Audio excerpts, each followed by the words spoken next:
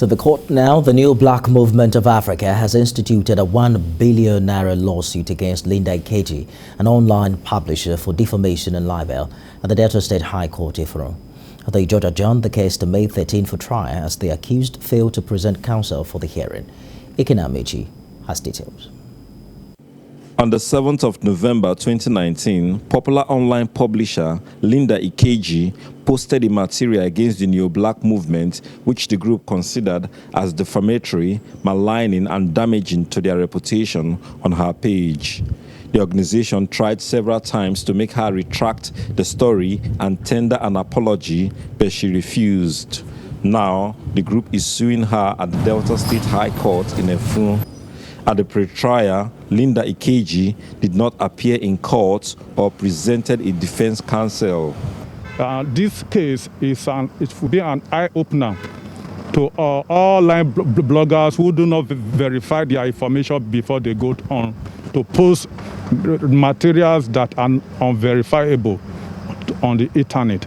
When we go on with this case, the details of the case will be known.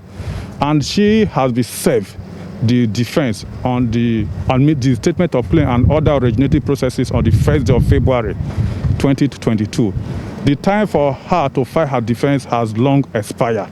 She did not file memorandum of appearance, neither did she file statement of defense.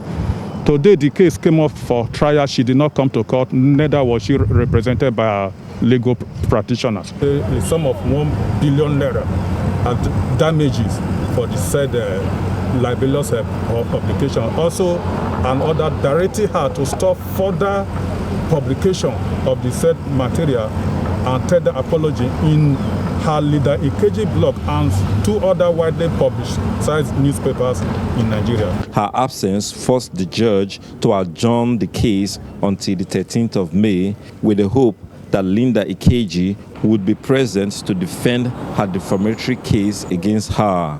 Ikeji, TVC News, Effurun, Delta State. A former National Legal Advisor of the All Progressives Congress, Muiz Banire, says there is urgent need for nationwide enlightenment on the purpose and process of election. Mr. Banire said this will increase active participation in the choice of leaders in 2023. He spoke while delivering the first distinguished lecture of the College of Management and Social Sciences at the Fountain University in Osogbo. With the signing of the new electoral law by the president, attention now shifts to 2023 general elections across the country. Summits, symposiums, and lectures are now organized in different places, including higher institutions of learning, on the need to inform people of the Electoral Act. At the first distinguished lecture of this university with the theme, The Nigerian State Structure and 2023 Elections, Muiz Banire says the country's leadership recruitment process needs to be addressed through the ballots. As we're truly running out of time, like I want, we must contribute to the development of a criteria to be used to mobilize citizens for good leadership recruitment for the 2023 general election and beyond. This is a task that must be done. If you do not participate in the process through which the parties nominate their candidate, you will be shortchanging yourself. He maintains that the challenges of kidnapping, terrorism, killings, and others can be addressed if there is genuine commitment. A professor of history, Shiyan Oyeweso, described Nigeria as God's own state. Describe Nigeria as God's own state. When Nigeria is very close to Armageddon, God has a way of reversing the trend so that we don't move to the precipice. Power remains the challenge. Water remains a challenge. Diesel remains a challenge. Participants, who are mostly students, are encouraged to develop interest in their chosen fields. What we do now is to inspire you, our students and our colleagues, that we need more of Banires. We need more of Oyewesos. So you can be an academic and achieve an accomplished academic, and at the same time be a good politician, a political theorist. And subsequent ones that we'll be having in the university, so that from there you can begin to have a change of attitude and a more molded life that will be beneficial to you. after the completion of your course. They believe more programs like this, if organized, will reorient Nigerians, particularly those of voting age, to be more concerned about who governs the country at every level. Rafiu Hamid, TVC News, Osogbo. Yaga Africa has called on journalists to ensure fair, accurate and objective reportage for the upcoming governorship election in Ekiti State. The call was made at a one-day media roundtable held in Ado-Ekiti. Ayomide Ajegbe was there.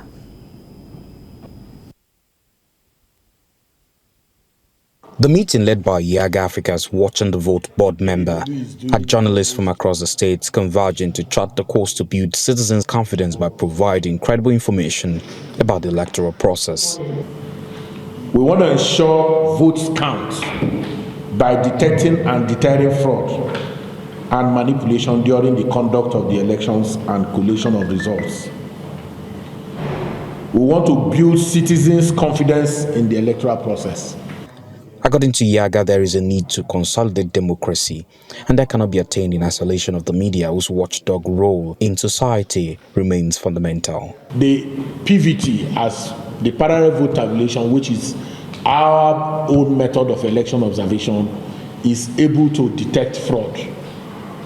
And when we do detect it, we do not cover it, we put it out there through you. With just 74 days to the June 18 governorship election, the candidate of the Social Democratic Party has called on the APC-led government in the state to come clean on the state of finance in the state as regards loan. The debt problem in Ekiti now is very, very crazy. And if the government can oblige everybody with what constitutes Ekiti's debt and what they did with it, it will make it even better. It will stop all rumors. What is Ekiti owing? None of the political parties have started major campaigns, but there are consultations ongoing at different local government and ward-to-ward electorate for a candidate of choice.